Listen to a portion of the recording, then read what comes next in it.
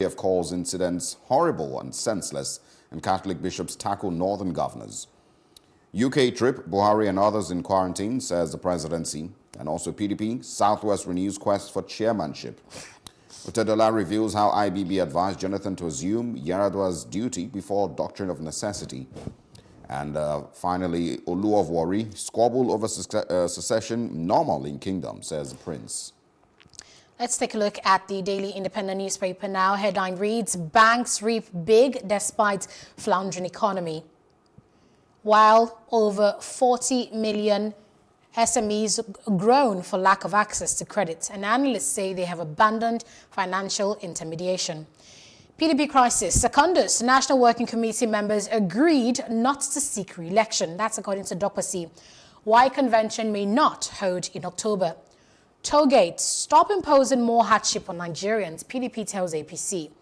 Afghanistan government collapses, president flees, Taliban enters Kabul. Otedola recounts how IBB asked Jonathan to sit on Yar'Adua's chair.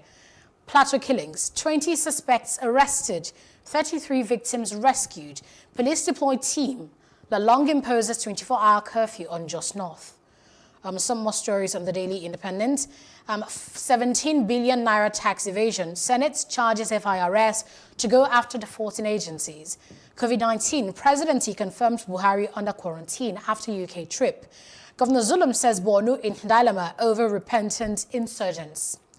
724 dead in Haiti earthquake as death toll climbs.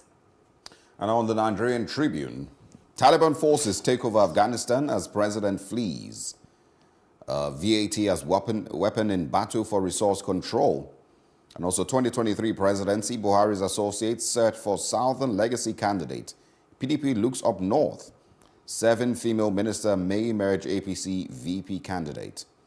Also, Plateau death toll rises to 32. Government declares curfew. 20 suspects arrested, 31 victims rescued. UniJoss suspends second semester examinations, and also IGP deploys intervention team to restore sanity. 2023, Buni Bagudu, Badaru Bankole meet Ladoja in Ibadan. And also 21 army recruits die in auto crash in Jigawa. INEC stoppage of e-voting machine purchase applied to rig elections, says Secondus. We can also find on the Nigerian Tribune, recover missing 17 billion naira tax within 90 days. Senate orders FIRS. All right, I think those are the stories we're looking at this morning on Off the Press. Let's now begin to see exactly what, the meaning is beyond the headlines. Mr. Kolawole, I want us to begin with what's happening in Plateau State in, just south and just north. About 20 people, over 20 people have been killed by, herdsmen in that part of the country. The government says about 20 suspects have been arrested. And all these killings really came after the governor, Simon Lalong, imposed a 24-hour curfew in the state. It's been a while we saw something like this happen in Plateau regarding the Fulani travelers being killed, and especially the attack on that UniJoss students, leading to, the shutdown of the school right now. What can you tell us about what the government, seem to be failing to do years and years after these security threats emerged? Honestly speaking, there is no sane person that will read the story that is coming from Jos this morning and will not weep for Nigeria. I feel personally touched by these senseless killings. But the truth of the matter is that Jos has always been a restive place. Yes, before now we have had some calm in that part of the country, but it didn't mean that those who are who are bent on setting the country on fire have seated their sword. There are 2 or 3 issues, fundamental issues in Jos. Jos has always been a home to a branch or a sect of Islamic fundamentalists who are very powerful and who have also not, who are not too much different from the Boko Haram a sect and ISWAP. They have also never hidden their intention to Islamize Nigeria. The second issue is justice, like any other or most other cosmopolitan cities in Nigeria.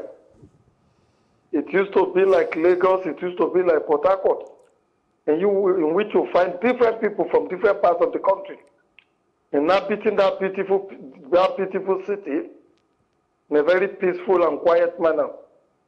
Check out some of our musicians, check out some of our sportsmen, footballers, and what have you. Most of them who are either Igbo, Yoruba, Hausa, or Fulani, whatever, they were all born and brought up in Jos without any issues. But since the Islamic fundamentalists have taken grip of Jos, and certain persons have been claiming that Jos just belongs to one section of the country or the other, you have the Birom claiming Jos, you have some TV claiming Jos, you have some Fulani Hausa claiming Jos, you have some Fulani claiming Jos. Since all these ugly incidents began to rear their heads, there has never been peace again in Jos. Well, the truth of the matter is that the government is still to blame. By now, we have had about 10 or 12 years of this insurgency. That is quite enough time to unravel those who may be behind all this wanton and senseless killing that we are seeing in the country. If the government has been proactive and have approached the issues in the plateau, in the middle belt, with the clinical efficiency with which they have tackled the issue of IPOP and that of the Yoruba Self-Determination Group, I'm sure we would have seen some headway in the middle belt and in Jos in particular. But it would appear to me it is carrot for a certain section of the country, while they apply stick, very heavy stick, to the other sections of the country. And when you have that uneven-handed approach to very, very serious problems, you will continue to have the kind of crisis that we have in Jos today. Let's lay the whole blame at the doorstep of President Muhammad Buhari and the APC government. These people have no right whatsoever to stay in power a day longer. I'm going to be harsh, and we needed to be harsh because even during the Civil War, we didn't experience this kind of this wanton killings. But because of incompetent leadership, lack of visionary leadership, and security chiefs who are coming from a section of the country who do not see that they hold the whole Nigerian people, an equal approach to the tackling of security should be blamed for this senseless and wanton killing that we see all over the place. Well, okay. Of course, the reports from Jos, also is detailing some sort of reprisal killings. It feels like it's a response to the killing of about 20 people that are taking place days earlier. So it might be inter-communal clashes, it might be herders and farmers clashes. There's still the need to seek clarity on what exactly is going on here, and that also includes in Southern Kaduna. There's still reports over there, but. Before we come back to Nigeria, let's move to the international scene briefly and get your thoughts on the issues in Afghanistan. The president has fled the country. The Taliban are forming a new government over there, but you can also see thousands of people looking for ways to flee the country. It feels like, well, it's obvious that the security agencies have been broken down in just 2-3 weeks after the U.S. started pulling out troops. What are your thoughts on Afghanistan's current situation? My brother, Nigeria is gradually approaching the level of what is happening in Afghanistan.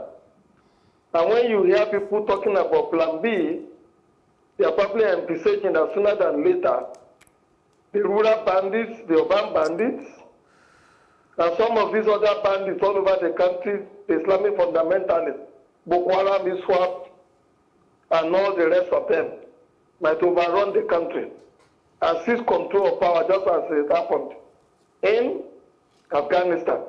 Because simply put, you will find that the Islamic fundamentalists in Nigeria have also started infiltrating all phases of our life, all our cities, all our villages, all our forests, all our roads. They're gradually taking over. As soon as they settle in those places and know that, they will launch a ferocious bid for power.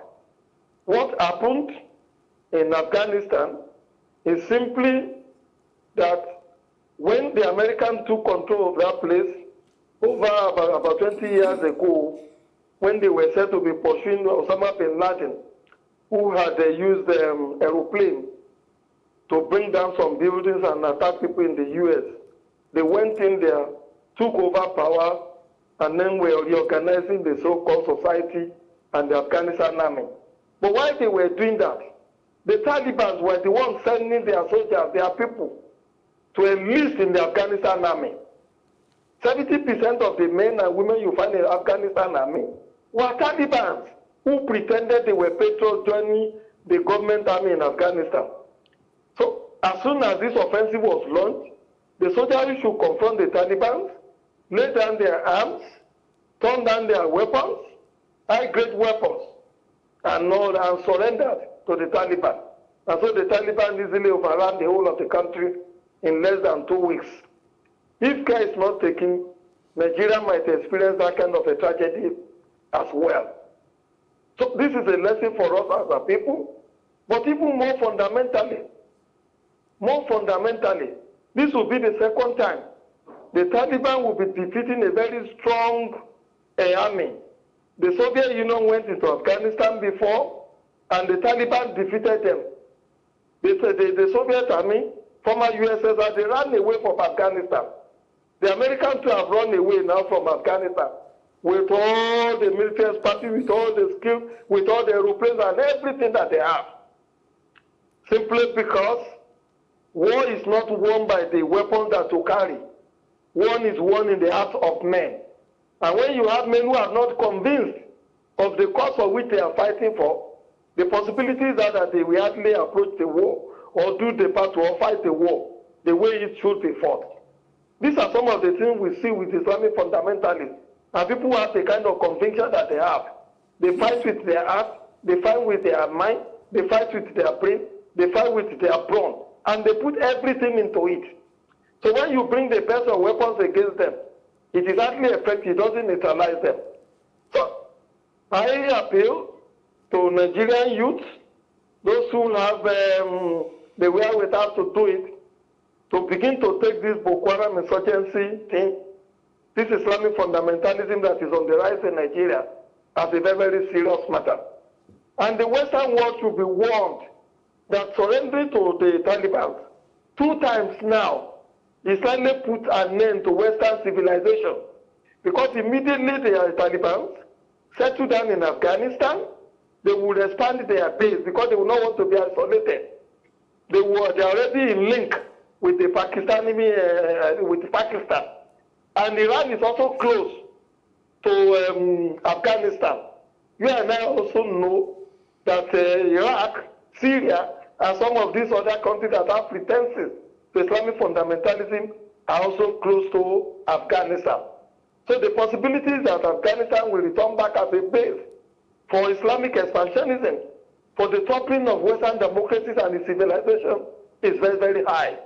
That was why I have in the past said the whole world ought to afford his army into Afghanistan, into Iran, and stamp out these crude, these barbaric, and these backward regimes that now want to turn the hand of the clock, that want to reverse all the gains that humanity has made in the areas of science, in the area of culture, in the area of education, in the area of music, in every other area in sciences that humanity has achieved. The aim and goal of Islamic fundamentalism is to turn back the hands of the clock. Look at what is already happening. Women who used to work in Afghanistan, the Taliban have asked them to stay at home. Women who could dress the way they like, the Afghanistan is now insisting that they must wear a border. Children also who are girls can no longer go to school. Women cannot venture, they cannot go to market, they can't go to cinema, they can't go to sports playgrounds. These are the dangers of Islamic fundamentalism that is staring the world in the face. And rather than the way of facing up to this Islamic fundamentalism, most of them are considered very parochial interests. They are narrow national interests. They are not seeing the larger picture. That the aim of this Islamic fundamentalists It's a reverse human civilization. It's to take over the world. Return to what used to happen before Western civilization became dominant all over the world. And come to think of it, immediately Western civilization goes, every gain, like I said, that humanity has achieved in the area of science will be imperiled. All right, Mr. Kolawole, I want us to now juxtapose that, what's happening in Afghanistan with what's happening here in Nigeria.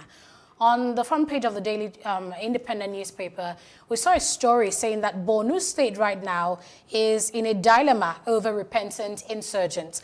And Governor Babagana Zulum, I'm going to read a statement from him. He says that we in Borno State are in a very difficult situation over the ongoing surrender of insurgents. He went on to say that we have to choose between the endless wars or to cautiously accept surrender terrorists, which is difficult for anyone. Mr. Kolawole, do you really believe that we have these two options, and that's all the options we have, to either continue the war against insurgency or to accept terrorists? Looking at what happened in Afghanistan, we know that the person who is leading this operation in Afghanistan, the head of the Taliban right now, was one of the men that the United States, forced the Taliban or asked the Taliban to release. So he was in prison a couple of years ago. He was released now, and he's now overrun the country. So looking at that and what's happening here in Nigeria, where we seem to have the attitude of embracing terrorists and, saying that they have repented and reintegrating them into society, what really can you say about our own situation here in Nigeria? Well,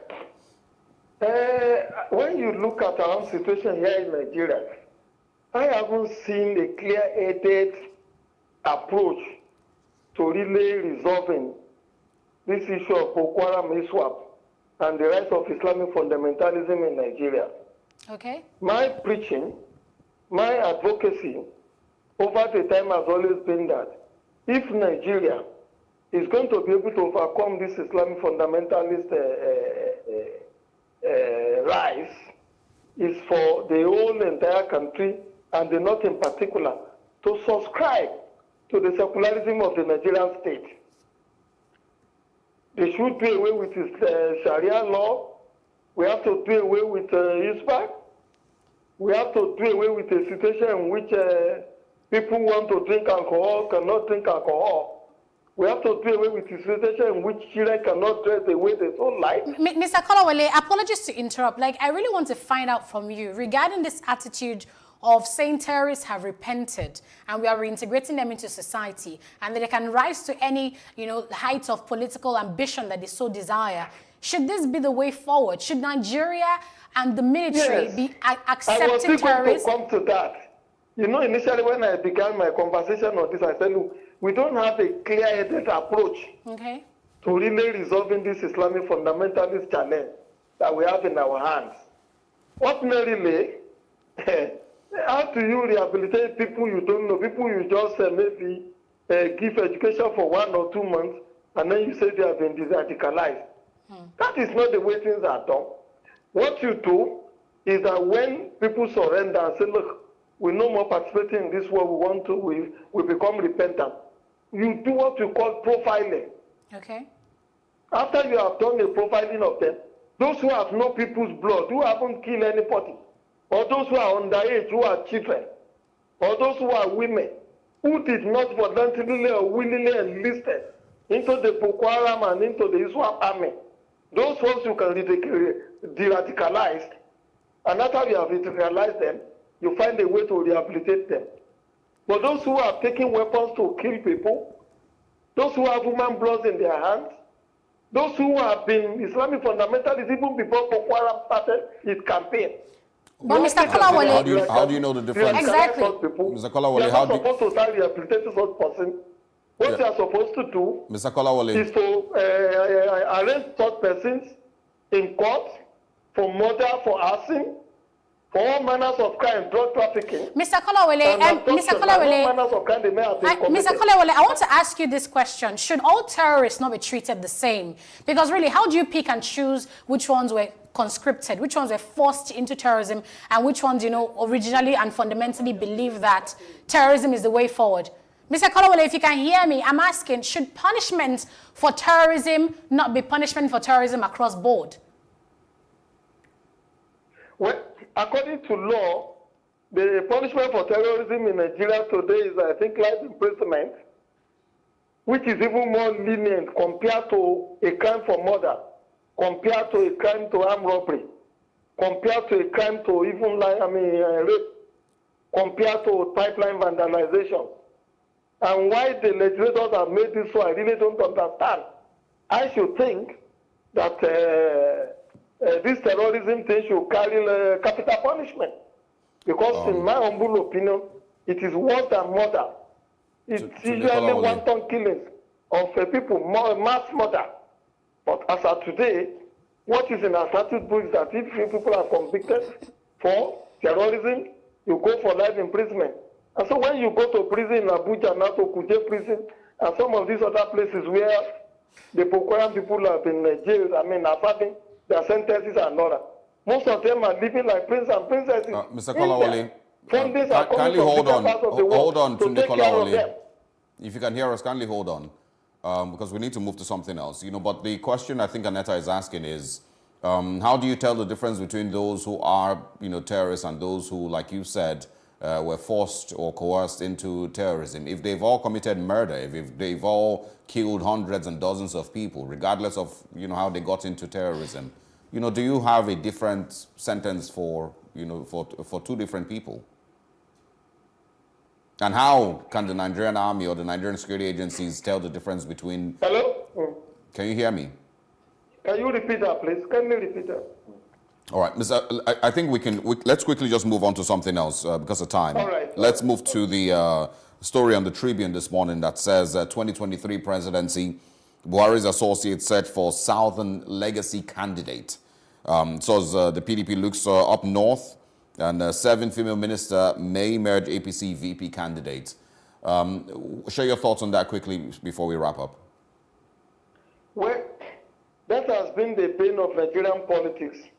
When people are rounding up their terms or when they are leaving power, they will usually shop for people who they think that can cover their track, who they think that will continue their legacies, no matter what those legacies are. It shouldn't be the responsibility of President Muhammad Buhari to begin to shop for people or for the president or the vice president or for any governor who will replace the outgoing ones. That should be left to the political parties and then to the Nigerian people. Because when you shop for a replacement for yourself and another, the possibilities are very high that you might be rigging the election in favor of that kind of a person. And so, Nigerian people should resist that. They should stand up to the APC and President Muhammad Buhari. Let the electorate decide who is going to be president and vice president come 2023. For the PDP, I wish to appeal to them once again. Put their house in order. Nigerian people are disenchanted with what we have in our hands today. And if there is any credible alternative or a semblance of alternative to the APC, it probably will be the PDP. Because the time is rather too short now for anybody to say we'll form a pan-Nigerian political party to be able to take over power from the APC. The time will also be too short for them to raise the necessary funds to be able to challenge the APC. If there is any party that has the wherewithal, the experience, and then people who have the means to really give the APC a run for its money, it is the PDP. But lo and behold, you see what is happening. The PDP is collapsing. The APC is going around the country to poach for the most viral members of the PDP. And because most of those viral members also want to be in the winning team, they think that once they join the APC, all their sins are forgiven, no matter how heinous the crimes might be. Then most of them are flocking to the APC, the winner mentality. This doesn't all go well for the whole country, because if the whole country collapses on our head, nobody will remember that either the APC or the PDP or whatever political party is in there. All of us should shop together. People should retain principle. People should have abiding faith. People should be ready to work hard to rebuild whatever political platform that they find themselves on today. After all, it took only the APC a few years to reorganize, to re-energize, to couple together a legacy party that was able to wrestle power from the PDP. All right, The Mr. PDP Kolawole. can also do the same by going for some of these other fringe political parties and all that, and bringing their men into the fold, and then throwing their energy into it. Come up with a very, very good candidate, a nice, excellent economic rehabilitation program, and then go for the youth who have ideas. All right. Who Mr. could Kolawole, make I the think difference in the we can life wrap of the up here. ordinary man. All right. Thank you very much, Mr. Kolawole. Thanks for your thoughts on a Monday morning. Thank you, Mr. Kolawole. Thank you. Have a great day. All right. Really interesting stories there. Too bad we can't take all of them. But yes, what we'll do is take you back in time. And I'm going back to the 2018 fire season that occurred in a Canadian province. How about you? I'm sharing about the fastest man in the world in 2009, Usain Bolt.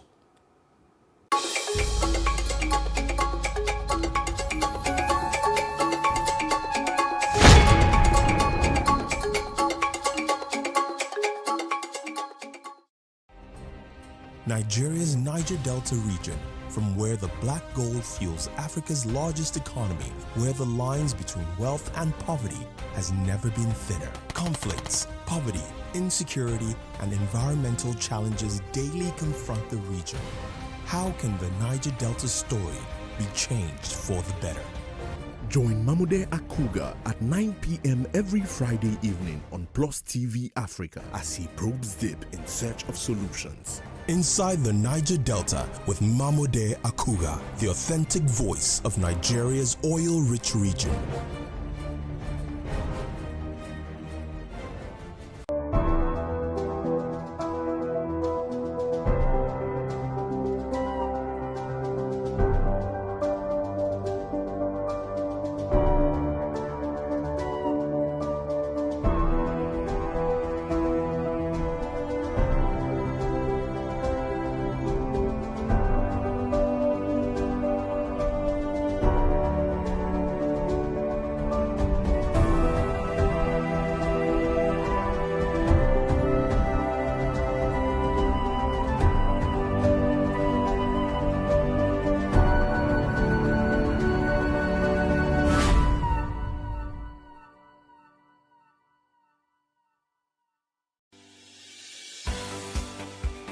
Businesses in Africa can be very challenging.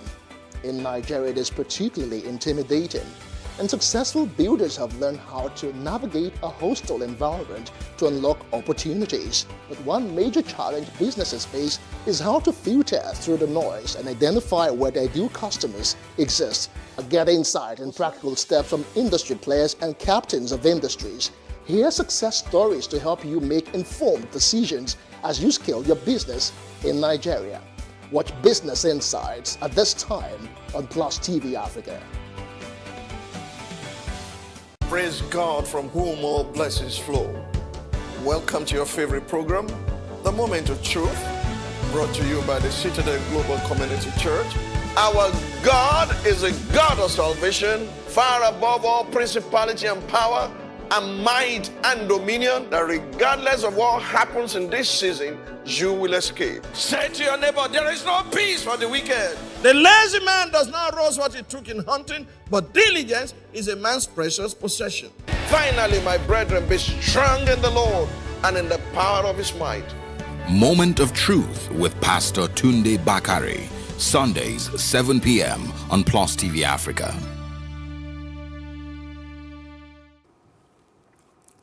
Welcome back to The Breakfast on Plus TV Africa. Now let's go back in history to this day in 2009. His name, of course, Usain Bolt. And on this day, he broke yet another world record, running 100 meters in 9.58 seconds. Fantastic. Yes, I need you to understand how, you can how run fast you must have been running. 9 seconds 58. That is out of this world. But he broke the record on this day in Beijing, at the Beijing Olympics, actually. And if you remember also, a year earlier, he had also run 9.69 in actually, this happened in Berlin, but he had done Beijing in the Beijing Olympics in 9.69. The Berlin was at the Athletics World Championships, and of course, he did this in 9.58 seconds on this day. It was also the era where we saw some of the world's fastest men on the track. The last Olympics didn't get to see as much of that, glitz and speed as we had seen during Usain Bolt's time. There was also a couple of people, the Tyson Gaze, the Asafa Powells, and Johan Blake, and some of all those, the Jamaican and American athletes that had done record times back to back. But it was on this day that Usain Bolt did the unthinkable and ran 100 meters in 9.58 seconds. Sadly, of course, in 2017, he wasn't able to pull that off again. And, I think in their relay, he had a hamstring injury, or, he pulled out of the race at, the last lap. But, this is, one of the things that, had completely blown the minds of every single person who was watching the athletics championships then, and of course, the Olympics in Beijing a year earlier. Completely out of this world, 9.58 seconds. I'm actually stunned, to be honest, thinking back at this time in 2009. Usain Bolt was just 22 years old then when he accomplished his feats. Jamaican little Usain rough, Bolt. with his, dirty scattered hair, looking How like... do you break your own world record with about 11th of a second, about 9.58 seconds? And one of the wildest things with these world records, and even with the 4x100 meters, was you can almost sense at the end of the race that he's slowing down. The last, like 3, 4, 5 steps, it feels, maybe it's in my mind, but it feels like he's even slowing down. And you can then imagine what if he kept up that pace right from the start, exactly on full speed till the end of the race, until he crossed the line. It probably would have been 9.56 or 9.57, something like that. Since then, nobody has been able to pull this off, and the world has continued to set for anybody who will be able to do a 9.58 or do anything close to it, in athletics. Wow. Still not been able to find. Amazing, amazing stuff. Okay, so I'm going back to the year 2018 to tell you about a story that we've heard too often. I mean, it's even happening right now in some parts of the world, and that's wildfires. Yeah. And on this day in history, about 380,000 hectares of land in the western province of British Columbia in Canada, was ravaged by wildfires. But what happened today in history was that the Canadian government actually declared a state of emergency to say that, for the next 14 days, let's all be careful, let's all watch, because the way the wildfires were blazing at that time, it was so bad. A year before then, it was a similar experience. Wildfires as well that really threatened the livelihoods of people, threatened people's safety. About 18,000 residents were warned that they might have to actually flee their homes at a moment's notice. So everybody had to be at alert. If you wanted to pack whatever, get it ready, because the way the fires were blazing, nobody was safe. No one was safe. There were about 3,000 firefighters that were working to contain the fires. About 200 Canadian armed forces were deployed to help the province of British Columbia. That firefighters, that state of emergency that was declared was based on an advice by the British Columbia's Wildfire Service to say that, we need to be at alert as these fires continue to rage on for days and days on end. Yeah, and it's something that, I've always wondered. We've never seen something like this here in Nigeria, or even in Africa. What we have is tanker explosion. Yeah, I'm saying, with regards, this type of natural disasters, we never get to see these type of things, a lot here in Africa. Turkey currently is dealing with, its own, wildfire. Italy, I think, and Greece have also, had to deal with their own wildfires lately. And they're talking also of record temperatures, 48.8 degrees Celsius, which is the highest that they've ever gotten to experience. And so it definitely will bring back the conversation on climate change, on how the world is getting hotter, and what more disasters we might, have to experience. So anyway, let me leave that out. But yes. Were you about to bring up the hunger conversation? No, I was gonna say that sometimes this is personal now. Sometimes I've always felt like the whole idea of the end of the world, and the trumpet blowing loud, it may not exactly happen that way. It might just be with the earth, just completely imploding, with these natural disasters. We hear of landslides, we hear of earthquakes in Haiti. There's another one in Haiti again. About 700 people have died. Yes. There's wildfires burning left and right. There's so much going on at the same time. Yes. Mother Earth is completely being disgusted with human activity. In the United States right now, crews are battling the largest wildfires You see, so I've always just, sometimes just felt like there might not be a loud trumpet blowing to end the world. It might just be the earth just completely imploding and disasters left and right just completely. You can keep your theories to yourself. That's my own personal theory. Let's take a break here. I'll return with the facts about what happened in Plateau State, in Afghanistan, and what's set to happen in September. Stay with us.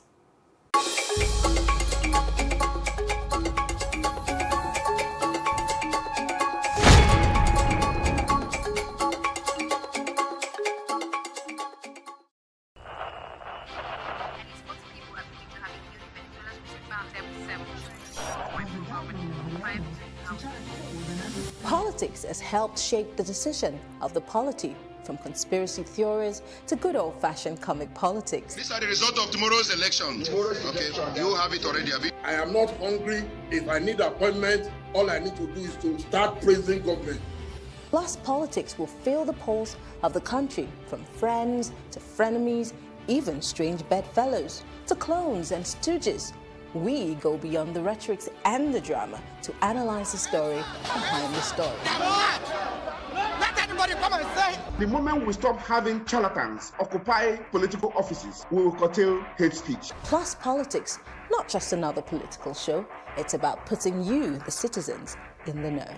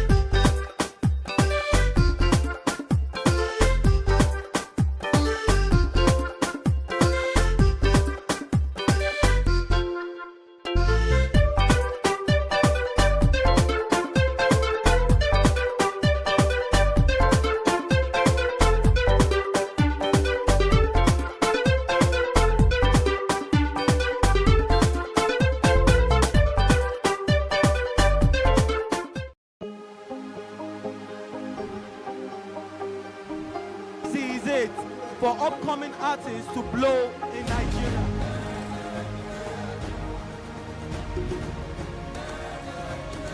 Welcome to Plus Trending. I am Booking November, your host, saying thank you for joining us on today's episode. Welcome back. It's tea time on PlusTvAfrica. Practice makes perfect. I'm not perfect yet, but I'm a lot better than I used to be. He's a king. He's entitled to marry 100 if he wants to.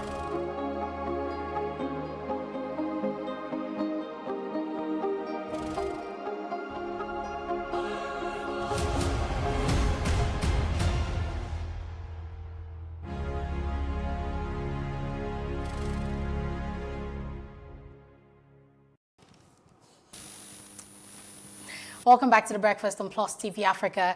Now, between September 14th and September 21st, some Nigerians will be going over to the United Nations headquarters in New York, and that's to protest. Now, why exactly are they protesting?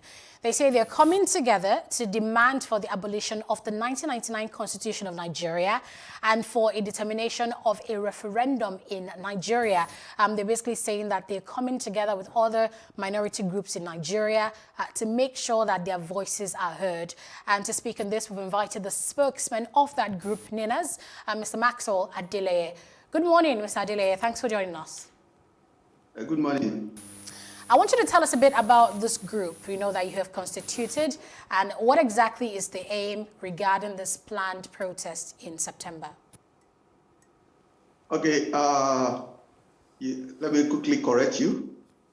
The Nigerian Indigenous Alliance for Self-Determination, NINAS, is not a new group.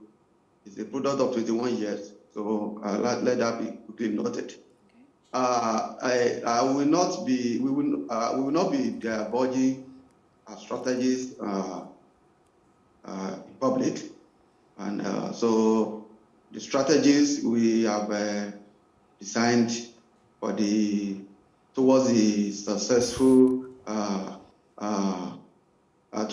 the actualization of our plans in front of the United Nations General Assembly in September is who better be reserved to ourselves. However, the objectives of the 1 million march is to let the world know what is happening in Nigeria, to protest for the abolition of the 1999 Constitution, which we have successfully exposed to be a fraud against the people of the southern and middle belt of Nigeria, and to demand for a referendum so that the people can decide on their sovereignty. Those who want Yoruba nation will decide. Those who want Biafra nation will decide. Those who want one Nigeria will decide. Those who want restoration will decide, and the majority will carry the vote. So that's the essence of the power. Power belongs to the people, and the people are the makers of government. So the people should be allowed to decide. And this is not a big thing. It's not a big deal. It's what the people, our founding fathers, rely on this same right to self-determination to fight for the independence of Nigeria from the British colonial master. It's a right. It's an inalienable right, which we want the whole world to prevail on the Nigerian government to grant the people of Nigeria. So what we want to do is that we are working towards taking back our sovereignty. All right, Mr. Dele, I want you to speak on, it seems like a certain part of the country is excluded from this conversation. You've mentioned Southern and Middle Belt, in your speech. Does your group represent just, the Southern, Middle Belt, and Southeast, or does it represent every person who... Exactly. It's an umbrella body for the aggrieved Nigerians, those of us who believe that... What about the North? What about the Arewa part of the country? Don't you put them in the... Don't you give them also a place to be aggrieved, if necessary? No. The NINAS is the umbrella body for the people of the Southwest, Southeast, South, and Middle Belt part of Nigeria. That's what NINAS stands for. Yeah, but it's the name NINAS it means Nigerian Indigenous Nationalities Alliance for Self-Determination. So why is it just for those parts of the country like you've mentioned? The last two words, the last compound word, self-determination. Yeah. It is the people from the Southwest, Southeast, South, and the Middle Belt that are agitating for self-determination. Our brothers and sisters from the other parts said they are okay, the status quo should remain. So it's not an organization for everyone. It's an organization for people that want self-determination. It's not for everyone, quote me again. It's an umbrella body for people that want self-determination. So the people from other parts, which you say we should, why are we not considering, are not demanding for self-determination? They seem to be okay with the situation of things, and they want the status quo to remain. So it is people from the Southwest, the Yoruba part of Nigeria, who are now clamoring for an independent Yoruba nation. The people from the Southeast and partially South who are clamoring for Biafra nation. There's also something called the Arewa. Who are totally aggrieved with the way they are being treated. Their people are being killed, slaughtered like cows. And you had what happened last weekend in Jos. You had everything. So the people in Ofagatui, people from Benue State, people from Plateau State, people from Nasarawa State, people who can no longer go to their farms. They are the people that we are talking about. Okay, there is those, of course, I believe there's also the Arewa Republic, who are also seeking self-determination. I don't know if you're aware of that. But also, share with us, why the United Nations General Assembly, why is that the direction that NINAS has chosen to take? If you look at the independence of South Sudan, you realize that it was the United Nations who conducted, or let me say supervised, the referendum that led to the amalgamation of South Sudan and to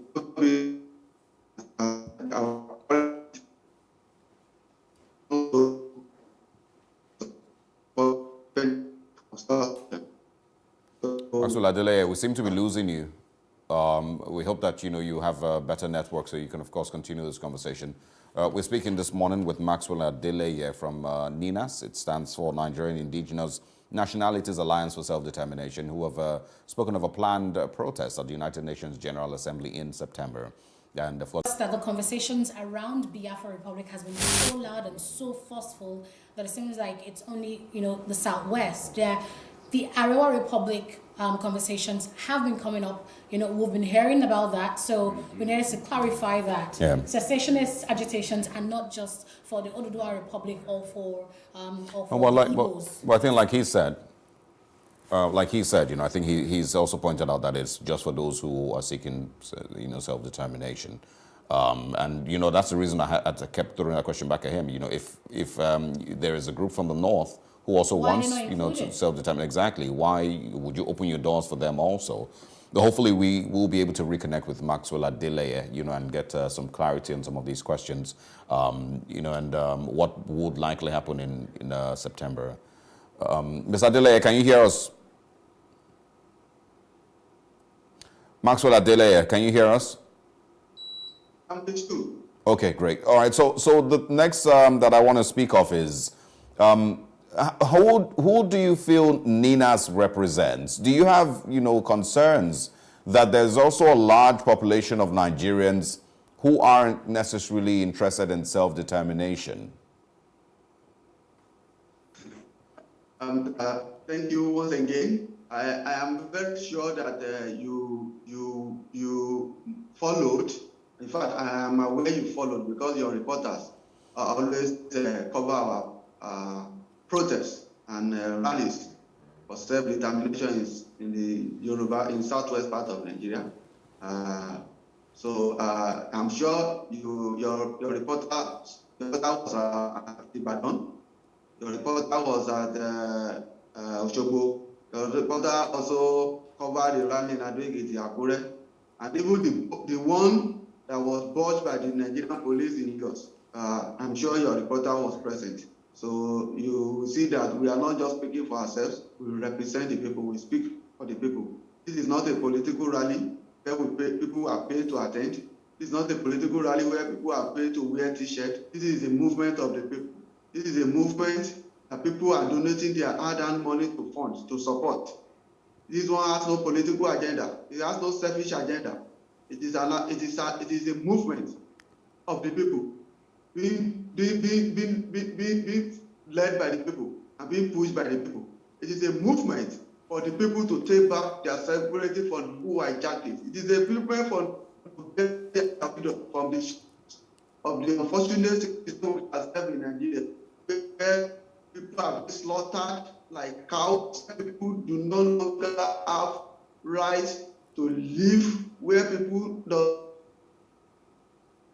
have been strangulated and turned to a privilege. So that is what we represent. Who would you say, has hijacked, like you've mentioned, the Nigerian nation? Look at the Constitution of Nigeria. Look at the Constitution of Nigeria. It was said, we the people. Who are the people that wrote the Constitution? Where was the referendum held? Did you ever witness a town hall meeting where the Constitution of Nigeria was tabled before what they said? No. So it's a fraud against the people. And now we are saying no, enough is enough. All right. Now let's also get you to speak on. Yeah, Ms. Adeleye, I want you to also speak on the leaders of NINAS. Who are the people who are, the forefront of this movement? Can you share a little bit about them? Like I told you, NINAS is a collaborative platform. NINAS is a collaborative platform. It is an umbrella body of the people from the south, southeast, southwest, and the middle belt. So I didn't use the word north central. I specifically said middle belt. Now, in this Yoruba part of the Yoruba nation, that is Emeritus Professor Banji Akitoye, who is also the co-chairman of NINAS.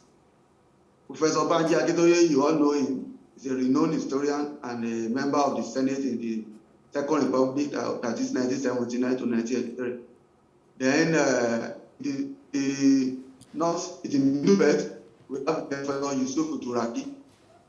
He's the leader, coordinating the middle belt region. Then in the southeast and south-south, we have Barrister Tony Nnadi, who is representing the Lower Niger Congress. Lower Niger Congress is a platform coordinating the south-south and southeast under NINAS. Then the former military vice president of Nigeria, Ubicho Ekwe, is there. Then the constitutional force majeure, which formally battered NINAS in December 2020, was signed by 127 people, including Barrister Chief Nia Nwodo, the immediate past President General of Ohanaeze Ndigbo. So NINAS is not just in the southwest. We have Professor the Emeritus Professor Adeku Koyi. It's a signatory. So it is not just a platform of people without means. It's not a platform of people without character or without honor or without integrity. Hello. It's an amalgamation of the young and the old people. All right, Mr. Adele, I need to ask you details about this planned protest, because in the press release that you put out, you said that it's going to be a 1 million man march. Are these Nigerians that are already in diaspora, Nigerians that are already in New York that are coming out for the protest? Or what's the plan for the mobilization of these people that you say are going to be up to 1 million protesting opposite the United Nations General Assembly in New York? Okay, thank you very much. Like I said, I'm not going to, it will be stupid of me telling you our strategies on it. And however, mobilization has begun, and I can assure you that the protest is we don't want to even use the word protest. It's a march, a peaceful march in front of the United Nations General Assembly, and it's going to last for 10 days. It's going to last for 10 days. The Igbo people, the Hausa people, the Igbo people, the Tiv people, the these people, the Ijaw people, the Ethiopian people, the Yoruba people, the Buddha people, the Gala people. Mr. Adele, I just simply need to know how NINAS plan to coordinate 1 million people. That's why I need to find out. Are there people? I'm not going to tell you our strategies. I'm not going to review our strategies. It's not a strategy. Are these Nigerians in diaspora? Do you plan to fly people who support your movement from Nigeria to the US? What is the plan? It's not necessarily about strategy. Regarding the coordination of, saying 1 million, that's quite a lofty amount. So what exactly is the plan to get 1 million people to the United Nations General Assembly to protest in September? You see asking me about our strategies. Do we want to people? It's a strategy. Right. So I'm not going to talk about that, but you just watch out. All right. And see what happens. Ms. Adele, all right. If there's people from northern Nigeria who believe that they also seek self-determination, who believe that they, also, agree with, the cause of NINAS, are they welcome to join? Everyone who believes in the struggle for self-determination, peaceful self-determination. We are not party to violence, disturbance of public peace. We are not involved in that. Peaceful self-determination. In fact, if you see anyone who is constituting nuisance or violence on the street and claim to be a member of NINAS or a member of an affiliate group of NINAS, that person is not one of us. All right. Another thing that I want to ask. Another thing that I want to ask. I've seen a response from the Middle Belt Forum, the publicity secretary Dogo Isuwa, saying that they are not aware of any planned protest that involves the Middle Belt Forum. How do you respond to that? And also to quickly mention Nia Nwodo, who is a former president of Ohanaeze Ndigbo. There's a new president of Ohanaeze Ndigbo, Professor George Obiozor. Do you think that they are speaking the same, language here. Does Professor Obiozo also agree that Ohanaeze is a part of NINAS and a part of this ideology? And also, what's your response to Dogo Isuwa, the publicity secretary of the Middle Belt Forum, who says they're not aware of any of these calls for a protest? Thank you very much. Firstly, like I mentioned earlier, the leader of the Middle Belt under NINA is Professor Yusufu Turaki, not Middle Belt Forum. Even though the current president of Middle Belt Forum was a signatory to our CFM, to our positional force matter, but the coordinating platform for Middle Belt under NINA is not Middle Belt Forum. So let that be clearly stated. No, please say that again. Please, can you repeat that? Sorry, Mr. Adele, can you repeat that? I said the coordinating platform for Middle Belt is not Middle Belt Forum. Okay. It is not Middle Belt Forum. And the leader of the Middle Belt under NINA is Professor Yusufu Turaki. So not the group you are quoting. So I guess it's a misrepresentation. And if you read Tribune yesterday, Middle Belt Forum indicated interest to participate.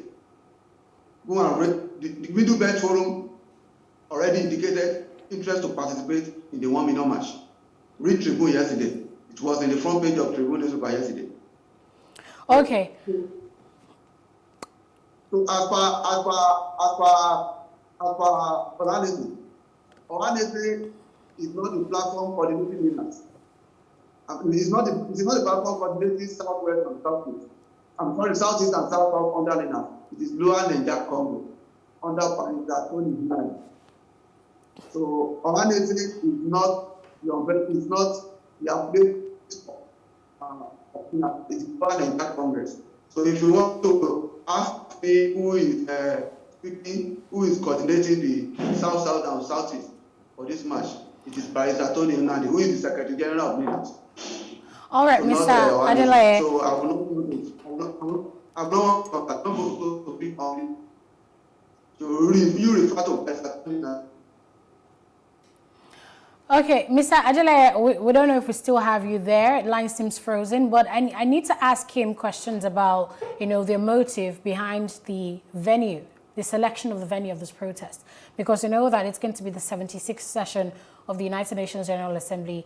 There will be, of course, world leaders will be meeting. So why exactly have they chosen that platform? And what do they hope to achieve? No, I need to hear what exactly they hope to achieve this. Is it that they are going to force the hands of these world powers to ask Nigeria or impose on Nigeria a decision for them to go ahead and abolish their constitution? Would any other country, or does any other country have the right to ask another country, another sovereign country, to abolish their constitution? Does any other country have the right to impose a decision for them to, put a referendum in there? So we want to know, what exactly is the plan for the United Nations General Assembly? Are they planning for them to now impose sanctions on Nigeria if they don't abolish the constitution? So we need to find out from what they're thinking. We need to get in their minds and find out exactly what exactly they're thinking that motivated this action. Mr. Adelaide, do we still have you? All right, we'll try and see how we can reconnect with him. Sudan initially, and using that as an example. So maybe that's also okay. Mr. Adelaide, I was trying to find out from you why NINAS has chosen the venue of New York, opposite the United Nations General Assembly in September, for this match. Why exactly the United Nations General Assembly, and also what you hope to achieve? What do you hope that the world powers present at that assembly might help NINAS achieve? As a media organization, how will you feel if you send your cameraman to cover an event and he failed to miss the most important part of the event? So NINAS is just we want to use the occasion of United Nations General Assembly, where all presidents of the world, all leaders of the world, captains of windows, everyone will be present to showcase our grievances to the world so that they can prevail on us and safeguard and help us safeguard our right to self-determination. We do not have guns. We do not have we do not have ammunition. We do not have guns. We do not have missiles. The only thing we have is our rights to protest, rights to peaceful assembly. How effective do you think this might be? Do you think the United Nations General Assembly will be able to force Nigeria's hand or force the Nigerian government's hand into... United is an amalgamation of the people. Yeah. The people, they are the ultimate in a democracy. The people are the government. So when they see the people, when they see the crowd, they will know. Just wait and see. When they see the crowd, the Igbo people, the Middle Belt people, the Yoruba people, the Ijaw people, when they see them in their thousands coming from all over the world, just for the purpose of this rally, you will be amazed. Just watch out. Just watch out. I don't want to talk too much on this issue. Just watch out. All right, and you know, and then also, you know, is there other ways that NINAS has planned to, you know, achieve its goal internally here in Nigeria without having to go all the way to New York? Okay, if you can do your research,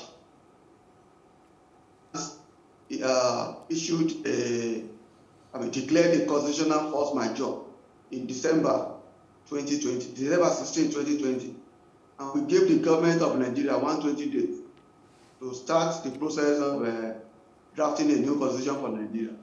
After the 120 days, after the 90 days, we pressed in Ibadan, and your reporter was there. I saw your reporter there, where we reminded the Nigerian government and gave the states in the south and middle belt regions of Nigeria 120 days to also make their own moves towards ensuring that Nigeria has a people's constitution. The 120 days expire today. Today, 16th August. And tomorrow, we shall be having a World Press Conference to address this issue and now start active awareness, active mobilization of the people of the South and Middle Belt on the need for them to start preparing for a referendum. It's going to be from towns to towns, villages to villages, cities to cities, in the entire southern Nigeria and the Middle Belt. Referendum now. We want to go via referendum, not via violence. So, looking at this call for a referendum, do you think that's the solution to the challenges we have in the country? If the Igbos go their separate ways, the Hausas go theirs, you know, the Yorubas go their separate ways, do you think that's the solution to the problem? Is it self-determination that would solve all the challenges and make them disappear? First, let me tell you again, the people never even decided that they want to be Nigerians. There was no time our founding fathers said they were Nigerians. It was the British government who merged us together. So what we are saying, now let the people decide. The referendum will show. If the majority say they want Nigeria, no qualms. If the majority say let the majority decide, let the people decide. It is only a government that is made up of the people that have the legitimacy to lead the people, not an imposed government like we currently have. Okay, so Mr. Adeleye, do you think that the administration of President Muhammadu Buhari will grant the request of NINAS for a referendum and an abolition of the Constitution? With all due respect, either forged or manufactured, the Buhari-led administration is a product of the people. And like I said again, the people are the ultimate in a democracy. So all over the world, no leaders ever triumphed against the collective will of the people. The guns, the ammunitions, put together, they have never triumphed against the collective will of the people. The people are the mightiest in a democracy. So I'm very sure President Muhammadu Buhari will bow to the collective will and the wishes of the people of the south and middle belt of Nigeria. All right. That's my position. That's my view. The people will decide. There is no leader that will say he does not want people to decide. People decide. When let me take you to Kogi State. When some people petitioned INEC, that they wanted Senator Dilo Menaye to be recalled from the Senate, the people decided. That is what we call the referendum. The people decided. All right. Finally, Mr. Dele, if you can do this in 30 seconds so we can wrap this conversation up. I would like that you clarify how much support you believe that NINAS has, because even the IPOB also has people who don't believe in their cause for self-determination. And pretty much same with every other group in Nigeria today that is seeking self-determination. There are still people from the southeast and from the middle belt and from the south-south who, don't agree or don't feel that they are a part of, this call for self-determination. Do you think that NINAS has that level of support across Nigeria today? One of the essential ingredients that characterizes a democratic group is that the majority decides, the minority have their say. So there is no way everyone can speak with one voice. We will just be deceiving ourselves. So the majority will have their say, the majority will have their way, and the minority will have their say. Yesterday, the Ààrẹ Ọ̀nà Kakanfò of Yoruba land, Ìbà Gani Adams, endorsed this march, and you know what that means. You know what that means. So more people will start coming out to endorse the march. All right. You just watch out and see. This is the beginning. You just watch out and see. That Ààrẹ Gani Adams has spoken. You just watch out. All right, it's going to be an epoch making. It's going to be historical. It's going to be historic. You will see. All right, Mr. Adele, thank you very much for your time. Thanks for speaking with us. Thank you. We will, of course, set up more conversations with you as time passes, and of course, till the UN General Assembly kicks off in September. Thanks for your time this morning. It's a pleasure. All right. Stay with us. We'll take a short break. When we come back, we're going to be looking, outside Nigeria to see the situation in Afghanistan and what lessons must be learned in our next conversation here on The Breakfast. Stay with us.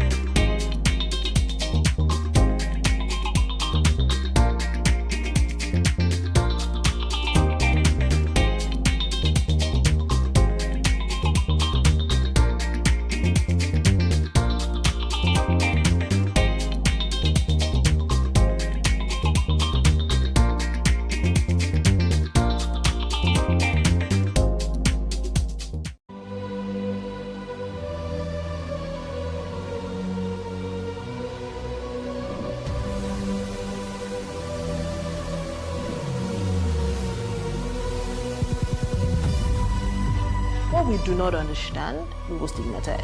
What you can see is the remaining of the tanker that exploded. The suspect equally confessed.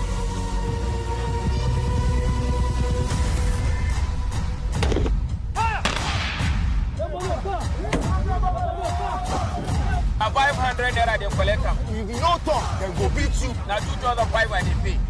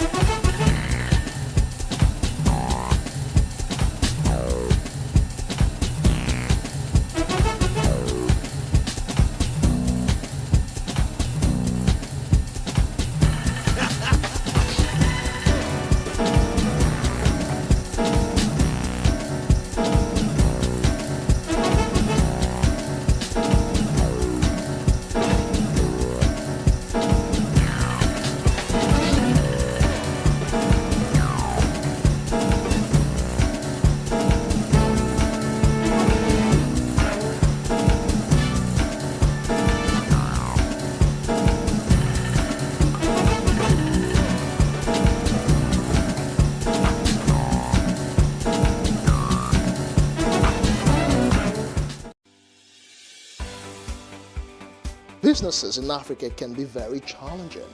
In Nigeria, it is particularly intimidating, and successful builders have learned how to navigate a hostile environment to unlock opportunities. But one major challenge businesses face is how to filter through the noise and identify where their ideal customers exist. Get insight and practical steps from industry players and captains of industries. Hear success stories to help you make informed decisions as you scale your business in Nigeria. Watch Business Insights at this time on PlusTvAfrica.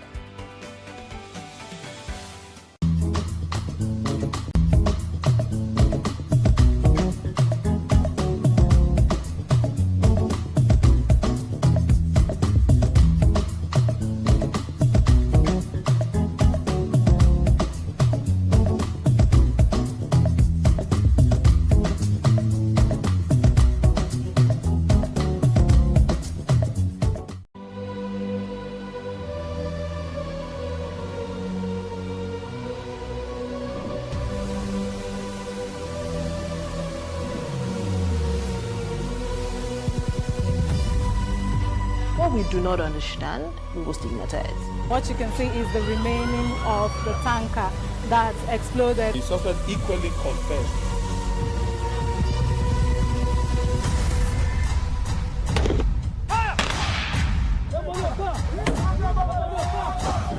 A 500 naira they collect them. If you no talk, then go beat you. Now 2,500 and they pay.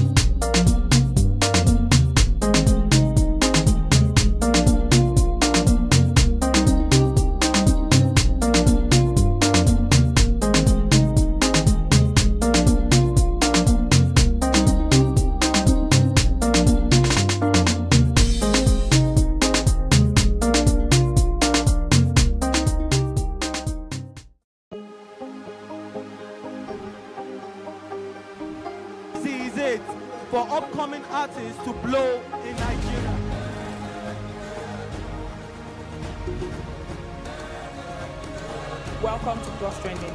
I am Bookie November, your host, saying thank you for joining us on today's episode. Welcome back. It's tea time on Plus TV Africa. Practice makes perfect. I'm not perfect yet, but I'm a lot better than I used to be. He's a king. He's entitled to marry 100 if he wants to.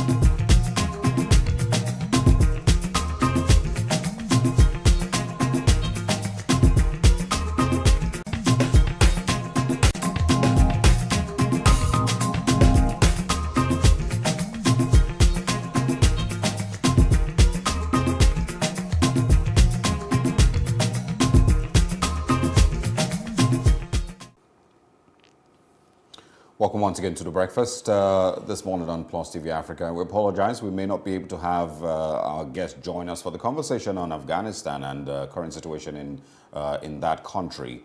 Hopefully, before we also wrap up the conversation, we can play, show you, a few clips to at least paint a very, very clear picture of what it is at the airports in Kabul. There is clips of people fleeing the country, doing all they possibly can to ensure that they survive what the country is currently dealing with.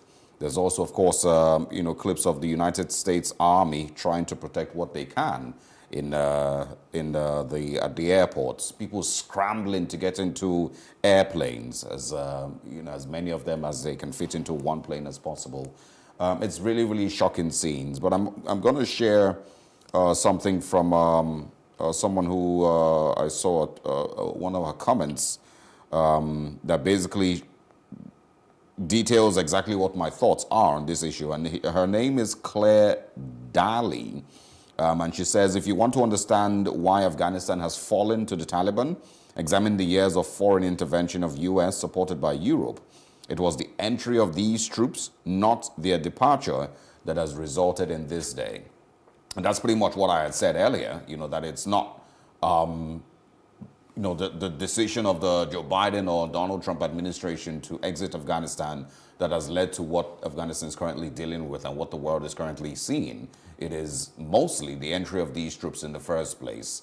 And of course, the things that are still halfway documented, some of them undocumented, the atrocities that have occurred in the last 20 years that has resulted, the failure and the politics, the financial gain, the national interest, political interest that have come, as a priorities instead of the fight against insurgency and the defeat of the Taliban. It's also, a little bit more of, the personal beliefs, Islamic beliefs of some, in some regard, that has led to some of all these things that we're seeing today. It might be difficult to explain the extent to which the country itself has been damaged in the last 20 years. And I also made mention that, yes, you might blame the US and the West and Europe and all of that, but you cannot take away blame from Afghanistan itself as a nation and its government. In the last 20 years, they've had enough time to develop their own structure, to develop their own security agencies, to develop whatever was necessary for them to stand strong as a nation and be able to defend themselves at a time like this. But they failed. And the president simply, fled the country because that's what he has left to do, to flee and go somewhere else with his family. Whereas the results of terrible leadership and failure of government for the last 20 years, whether you want to say it is not their fault, only maybe because they were held back by the West and by the United States, it really doesn't matter.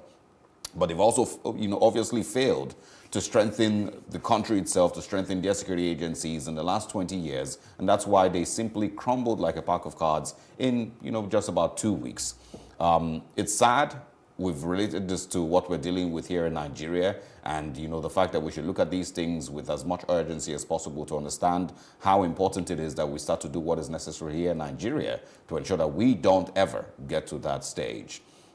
If we're going to put our foot down against insurgency, I saw someone asking me yesterday, how do people put religion over humanity, which was a very, very big question. How do you put religion over humanity? But if we don't put our foot down in Nigeria and ensure that we completely rid the country of terrorists and terrorist ideologies, and that includes sacking people that have terrorist ideologies, that have had terrorist ideologies when they were young and in the world. And you don't simply say that they were young and they were kids back then when they made these statements and so they've changed now. That doesn't work. That's the type of foot that we should put down if we truly want to rid Nigeria of insurgents, of terrorists, of bandits, whatever name that you want to call them, going forward. And that also includes arresting and prosecuting people who commit crimes against humanity, people who commit murder, people who commit arson in every single part of the country, in Southern Kaduna, in Borno, in Katsina, in Jos, wherever you want to name, in Benue State. Every single one of them should be prosecuted to ensure that Nigeria takes its stand against murder, against insurgency, against communal clashes, against death. And until we do that, we're going to keep dancing this same dance until it becomes too late. So what lessons should we learn? They're pretty obvious. Is Nigeria doing what it should do? I don't think so. Is Nigeria putting its foot down? Is Nigeria taking a stance against some of these things? I don't think so. I think we're still playing around with it. And I hope that it doesn't eventually get to swallow us. The fear really is running high, not just in Afghanistan, but especially what I've seen from people in other parts of the world, especially people in neighboring Afghanistan, because definitely this conflict will spill over and affect them in one way or another. People and groups that are especially of concern are women and children. We know that in any situation of war and chaos, they are the most vulnerable and they should be protected, but unfortunately, they're the ones who really bear the brunt of these actions.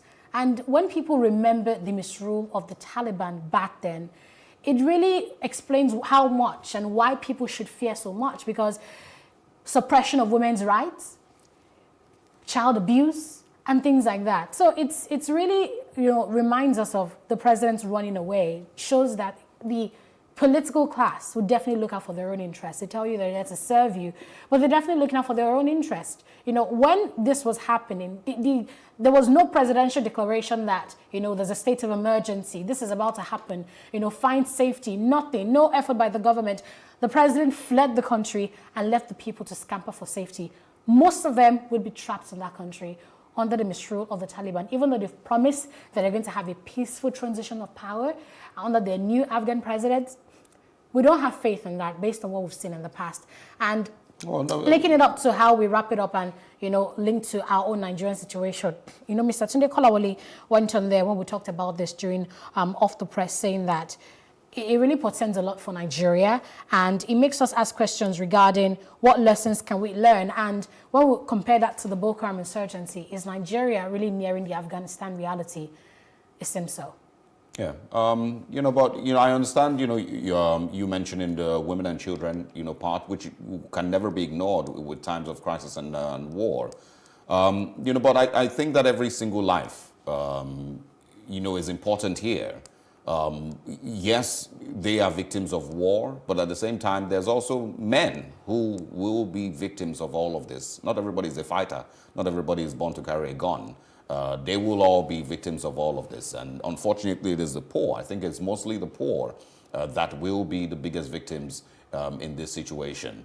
The United States itself, has a lot of soul searching to do here. And I hope that the world can see some of all these things and realize that world politics has always been very, very dirty. And the things that you see in the media, the things that, other foreign media organizations might tell you, with regards to motives of government, sometimes can be really, really, really, really false.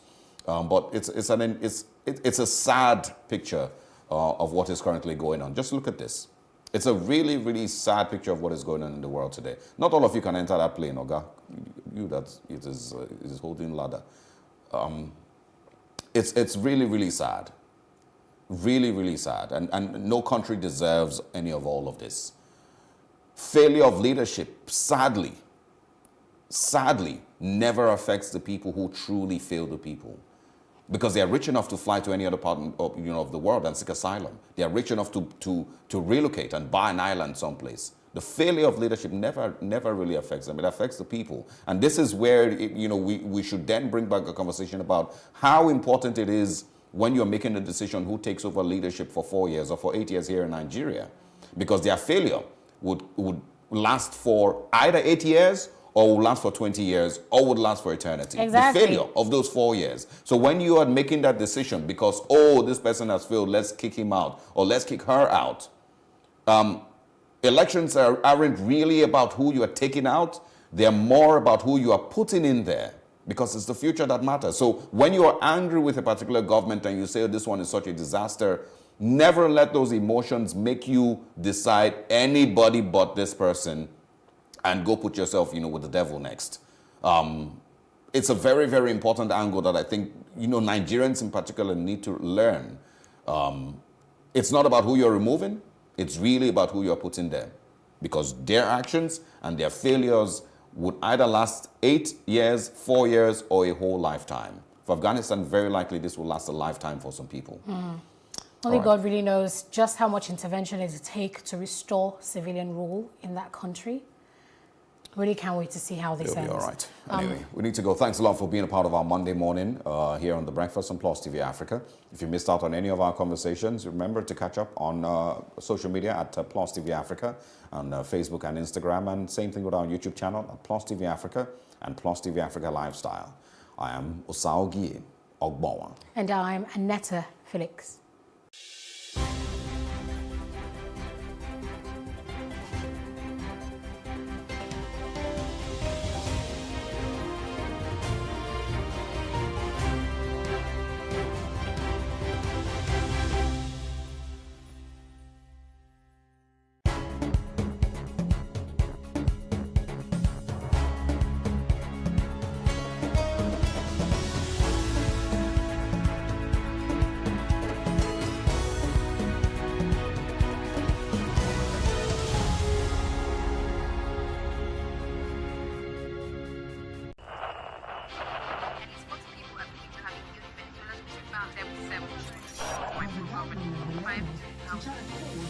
Politics has helped shape the decision of the polity, from conspiracy theories to good old-fashioned comic politics. These are the result of tomorrow's election. You have it already, Abi. I am not hungry. If I need appointment, all I need to do is to start praising government. Plus, politics will fill the polls of the country, from friends to frenemies, even strange bedfellows, to clones and stooges. We go beyond the rhetorics and the drama to analyze the story behind the story. Let anybody come and say. The moment we stop having charlatans occupy political offices, we will curtail hate speech. Plus Politics, not just another political show. It's about putting you, the citizens, in the know.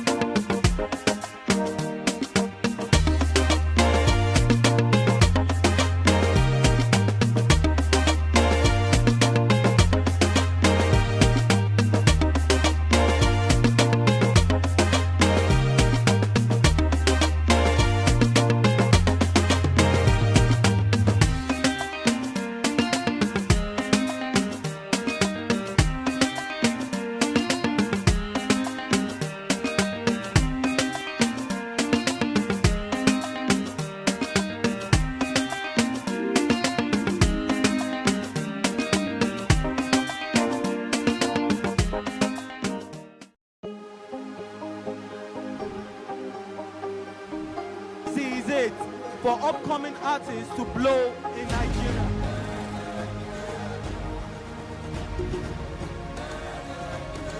Welcome to Plus Trending. I am Bookie November, your host, saying thank you for joining us on today's episode. Welcome back. It's tea time on Plus TV Africa. Practice makes perfect. I'm not perfect yet, but I'm a lot better than I used to be. He's a king. He's entitled to marry 100 if he wants to.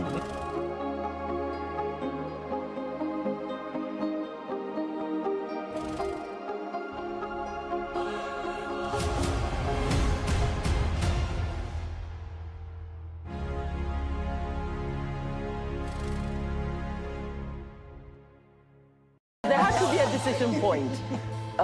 The way your baby's presenting, we have to rush you in. And my partner at the time was like, "You going to cut her? Are you going to cut her? Is it going to leave a scar?" And I said, "Am I a belly dancer? What is that?"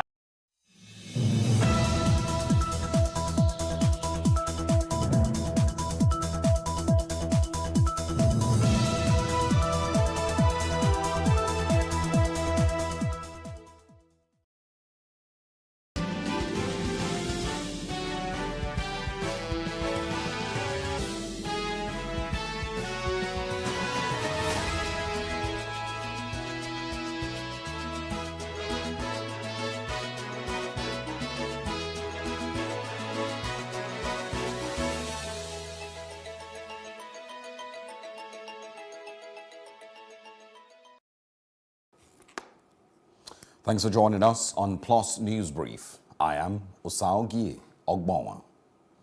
Police have arrested 20 suspects following Saturday's attack in Plateau State, which 22 commuters were killed. And according to the Inspector General of Police, Usman Baba, 33 victims of the attack have been rescued. The IG has assured that the police are working with the state government and the military to ensure that all the perpetrators are brought to book. A police intervention team has already been deployed to Plateau State for an on-the-spot assessment and to protect local communities. And in the time, the Commissioner of Police in Plateau State has attributed Saturday's killings in Plateau to hoodlums who wanted to loot. Edgar Egbuka stated this at a briefing by head of security agencies to Governor Simon Lalong. According to a statement from the governor's office, Egbuka also disclosed that 36 persons have been rescued unhurt and that investigations are ongoing. And the Nigerian Governors Forum says the Plateau State killings were barbaric and senseless. The governors have also called on security organizations to fish out all of those involved and bring them forward to face the law. They believed this will deter other persons planning attacks of such nature. The governors have also urged aggrieved ethnic nationalities and their militia to avoid needless reprisal attacks. Still in the news and staying with Plateau State, former Vice President Atiku Abubakar has joined the list of prominent Nigerians condemning the Plateau attack. In a statement issued by his media advisor, the former vice president commiserated with the families of the deceased. He also promised to give moral and logistic support to security operatives as they scale up. The Arewa Consultative Forum is urging the people of Plateau State to be calm as families mourn the more than 20 persons killed on Saturday. The forum is also asking religious and traditional leaders to encourage their people to exercise restraint and not take the law into their hands. In addition, the forum has challenged security agencies to take their responsibilities seriously. Meanwhile, the University of Jos has suspended second semester examinations slated to a later date, and of course, this is due to the killings in Plateau State. A release by the institution's deputy registrar advises students to remain in their hostels and staff at home. The decision was taken after the Plateau State government imposed a 24-hour curfew in Jos North local government area. The curfew on its own was announced after more than 20 travelers were killed in the local government. Still in the news, the police command in Jigawa has confirmed the deaths of 21 people in a road mishap in Gwaram local government area. Only one of the passengers, a 26-year-old, is reported to have survived. The police public relations officer of the command, Lawan Shishu, explains that the accident happened when a bus with 18 passengers and a lorry fell into a broken culvert covered with flood water. The chairman of the National Caretaker Committee of the All Progressive Congress, May Malabuni, has held talks with a former governor of Oyo State, Rashid Ladoja, but the reason hasn't been disclosed. Buni went to Ibadan with two governors, a senator and a former Speaker of the House of Representatives. Those with him are Governors Atiku Bagudu of Kebbi State and Abubakar Badaru of Jigawa, Senator Fatai Buhari and former Speaker Dimeji Bankole. Buni's double role as a governor of Yobe State and the caretaker chairman of the APC has been a source of constitutional debate in Nigeria in the past month. Still in the news, the governor of Rivers State, Nyesom Wike, has urged the People's Democratic Party to challenge the defection of the governors of Ebonyi and Cross River States to the All Progressive Congress. He also wants the party to challenge the defection of PDP lawmakers. Because if we do not take action, you will find out a situation where you have to have a one-party state. And that will not be good for our system, for our democracy. And so I have encouraged the People's Democratic Party, they must file a suit against the governor of Ebonyi State, David Umahi, and the governor of Cross River State, Ben Ayari, for defecting to the All Progressive Congress without any reason preferred as provided in the Constitution or any other enabling law. So, what PDP to the occasion to make a final pronouncement on this issue of defection. And that will go a long way to strengthen our democracy. Governor Wike, speaking in Port Harcourt, also described the Court of Appeal reconfirmation of Jarek Biagom as the Senator-elect of Cross River North Senatorial District as a victory for democracy and the PDP. In order to enhance and strengthen our democracy, there must be end to litigation. Politics is not a do-or-die affair. There's a point you get to, look, I have come to the end of the road. And as far as the state assembly and national assembly elections are concerned, it ends at the appeal tribunal.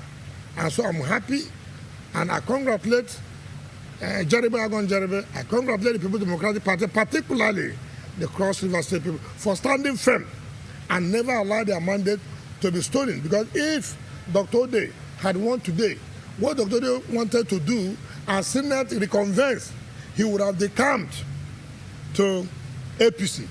And then that would have depleted the number of PDP senators in the Senate.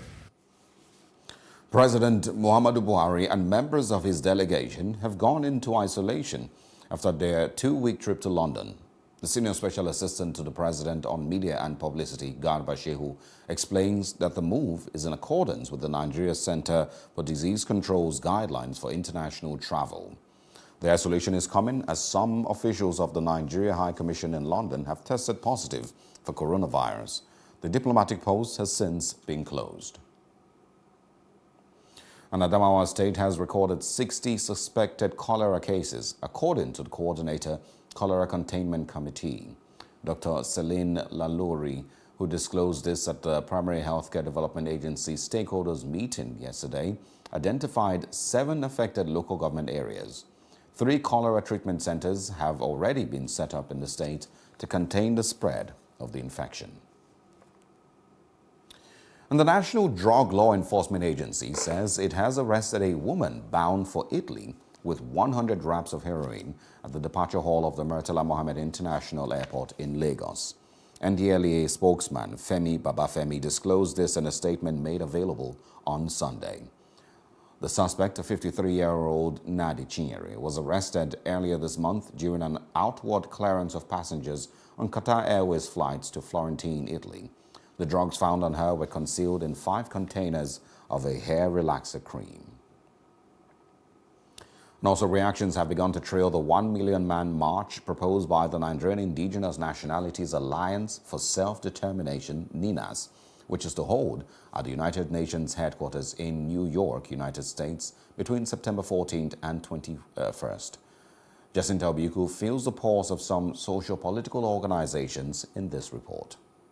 The planned march, to be led by NINA's chairman, Professor Banji Akintoye, among other leaders of the group, is to protest the socio-political conditions in Nigeria, a referendum on self-determination and the abolition of the 1999 Constitution of the Federal Republic of Nigeria. But interestingly, this development seems to have divided the southern and middle belt groups, as some of them say they are not aware of the protest. We speak to the Publicity Secretary of Ohaneze Ndiwo to feel his pulse on this. If you look at civil societies and the operation of civil society, a civil society has the right to protest anywhere. And the group you are talking about belongs to the cause of civil society. The civil society has a right to decide to protest. They don't even need approval as such. They get approval from the appropriate quarters. And Ohaneze is not the appropriate quarter to give approval. Also, the Pan-Niger Delta Forum Publicity Secretary Ken Robinson says, though they are yet to be informed, he supports the move if the planned protest is to demand a better Nigeria. So I could say that PANDEF is not aware or has not been consulted on the planned protest.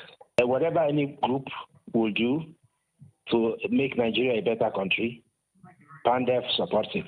Now, because we have not been consulted does not mean that Nigerians do not have the right to express their disaffections and their grievances at any level in the world. Meanwhile, the spokesman for NINAS, Maxwell Adeleye, said the group had begun mobilization in the United States for the proposed march, which he said would be the mother of all marches by Nigerians in America.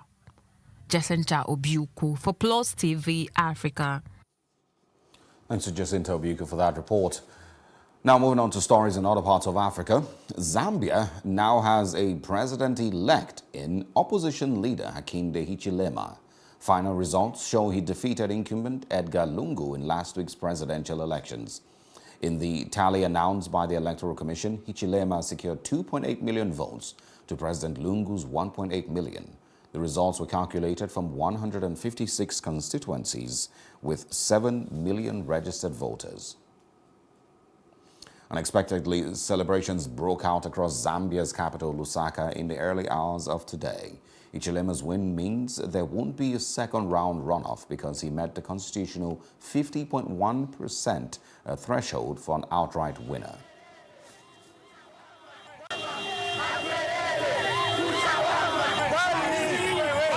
His Excellency Hakainde Hichilema, we the children of Zambia feel we now have freedom and we hope for a change and a better life. The new government coming in place, we can at least see that they'll find jobs for us to do. But then with the old regime, which was based on cadres just getting works and opportunities, this is the change that we needed. That's why people are happy. Disgruntled youth, that's what they called us. And now we show them that we're not disgruntled. We're actually the youth that make the change. We control our democracy. We've showed them.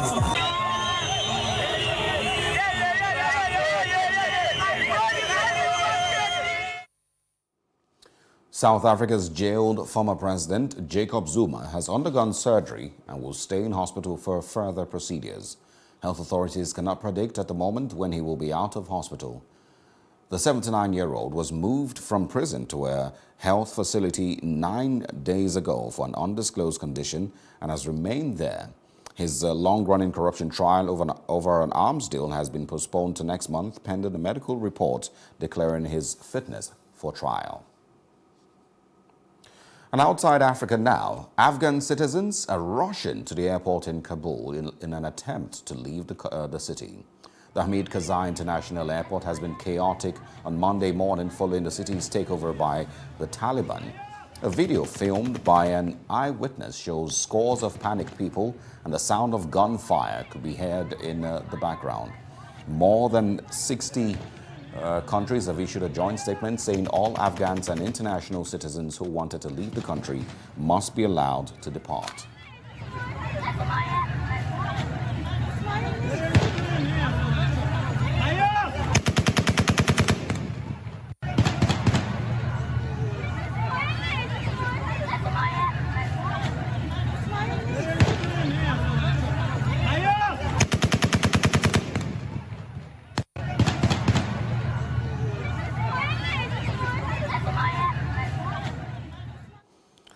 And the deputy leader of the Taliban official says the real test begins now as the group gets set to form a government in Afghanistan. In a video released today, Mullah Barada Akund is flanked by a group of men, and he explains the Taliban's plan to provide for the people and to improve their lives. Headline.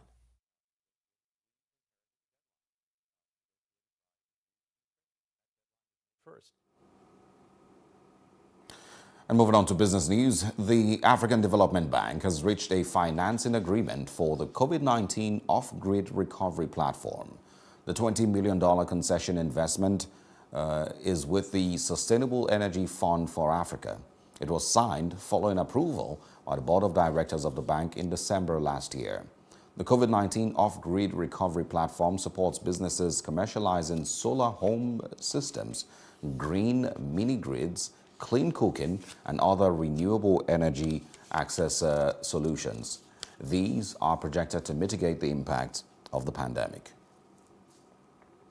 Also in business, governments and stakeholders have been challenged to bring the abuse of oil communities in the Niger Delta by multinational companies to an end. An environmentalist believes this can be done through sustained advocacy and litigation.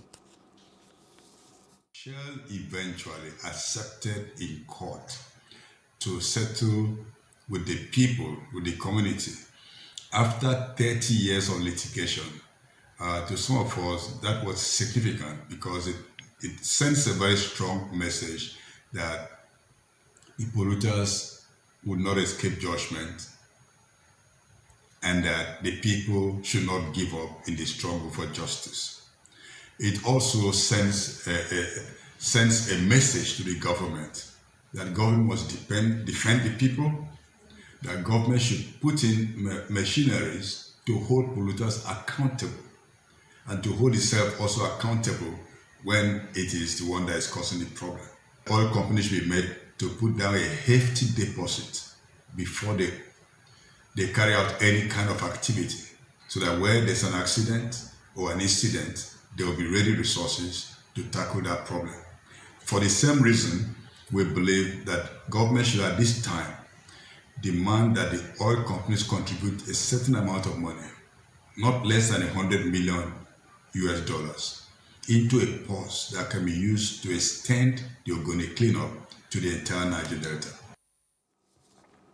Still on the news, the Federal Ministry of Humanitarian Affairs, Disaster Management and Social Development is taking its message of enterprise empowerment to the grassroots.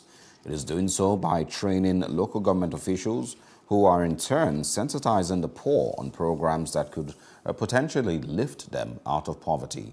The training has taken place in Imo State. They were trained today about the GEEP program, which is Government Enterprise Empowerment Program. A lot of them had questions. We answered them as much as we could. So the essence of the program was the training, the 27 desk officer. We chose people in the local governments, people who know the area. We also used the criteria of people who are willing to do the job. We didn't just select randomly. There was a thorough process of selecting these people, and we hope that they're going to do what they're supposed to do. We believe they're going to do what they're supposed to do. It's a project from the ministry to help the less privileged people to start something new in order to ameliorate their suffering. We have our staff in all the local governments, in the communities. We have our hands and the outreaches. So from there, we get at them. And when we have, community gatekeepers, the traditional rulers, the town union leaders, women groups, youth bodies, the churches. So sooner we get into them, sensitize them, draw attention, drum support for it, definitely they will. In entertainment news now, two housemates, Arinola Olowokoroku, popularly known as Arin and Francis Princess, have been evicted from the 2021 Big Brother Naija reality TV show. They are the fourth and fifth housemates to be evicted in this season, leaving the house with 21 housemates.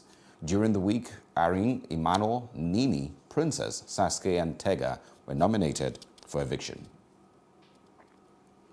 And to sports news, Roger Federer will miss the upcoming US Open and be sidelined for many months because he needs more knee surgery.